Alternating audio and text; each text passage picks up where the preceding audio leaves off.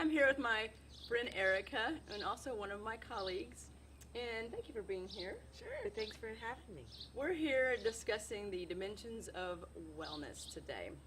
Let's start with occupational wellness. As you know, that's the ability to balance our careers with our other obligations. And our careers also give us a sense of fulfillment and purpose and meaning. Let's start with childhood dreams. Did you have a dream when you were a child of what you wanted to be when you grew up? I was trying to think back on this question, and no, not really. I remember thinking I was going to be an interior designer for some reason, and I have no skill on that at all, so I'm not even sure where that came from. But I think I looked up to my mom. She was a teacher, and I liked seeing how she raised a family, did part-time work, and then taught, and then had her summers off, and then spent time with the family. It wasn't gone all the time.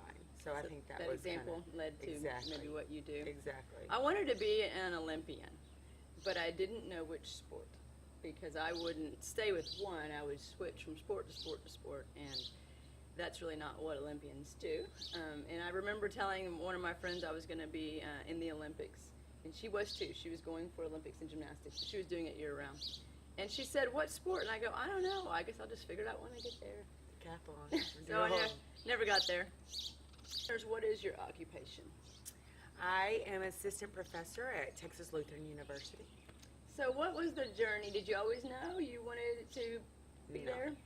Tell us your journey. I would never have guessed in a million years that I would be getting my PhD and teaching at a university. I had thought about maybe getting a master's and teaching maybe at a junior college, but never thought I'll go and get my Baylor. And it was always my goal to do exercise and nutrition, and a lot of the programs that they have were either or. And so I heard about this program at Baylor, and it combined exercise and nutrition. So that just got me excited, and I thought, oh, that would be awesome. And so I started looking into it. There was another lady at school who was kind of talking about it too as a possibility for her. And it was interesting. I went to lunch one day with a group of girls, and one of the girls had invited her friend, and this friend was actually in the program at Baylor, and they only had about 10 people in the program. So it was it was, I think, a God divine thing that she was there. Asked her a lot of questions, went home that night, applied for the program. And so I applied, and I really was wanting God's will. I really, really was praying that, Lord, if this is your will, let me get accepted. If not, I don't want this.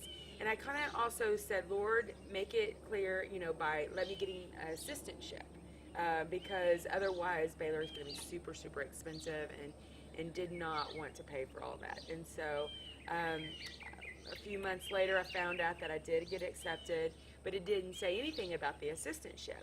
So I was still like, okay, is this it? And I called, and they said, well, we're thinking about creating a position for you, because my desire was more teaching than the research.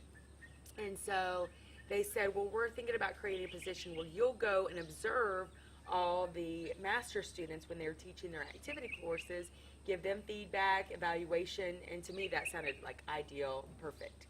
So I felt like the Lord was just opening all these doors. Like I just said, I felt like he was like, this is the way to go.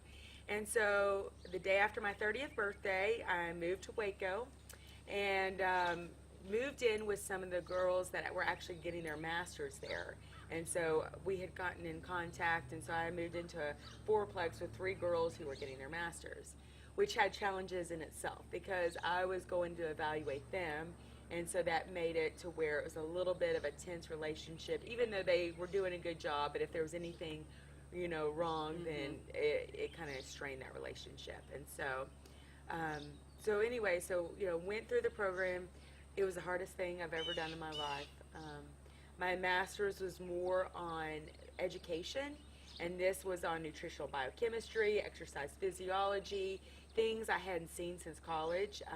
It had been, 8 years since I had gone over any of this stuff really in detail.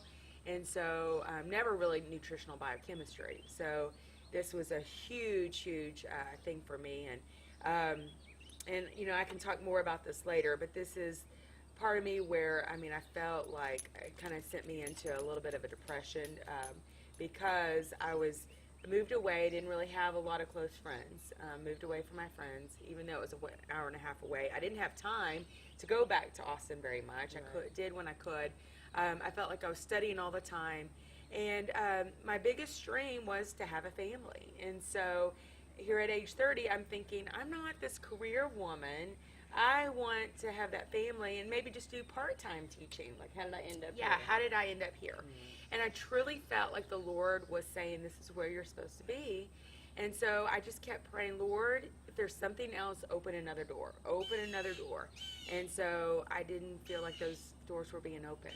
And so I got to a point where I was calling my mom and crying every night and saying, Mom, I don't want to do this. And she was very encouraging. She wasn't saying, like, you have to do it, but she said, you know, you can quit if you want. But, I mean, she was just encouraging to just keep on pursuing. And so it is something that I feel like strengthened me. I mean, I feel like the Lord will take you through those journeys of really, really hard times. And that is where, you know, I read a book called Shattered Dreams.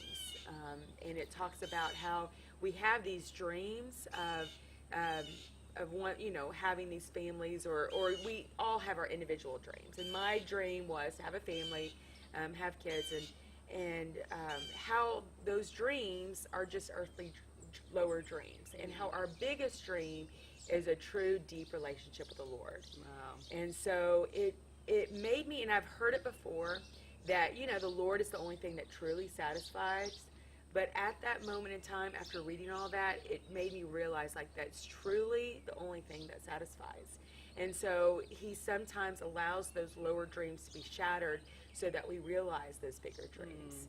And so it really helped me to cling to him and to realize that that is, you know, the most important thing. I mean, this life is a breath. Right. And so I felt like it made me realize what the most important thing in life is. Right. Well, I'll definitely cover that when we get into social, but I know that's been a really hard journey for you there.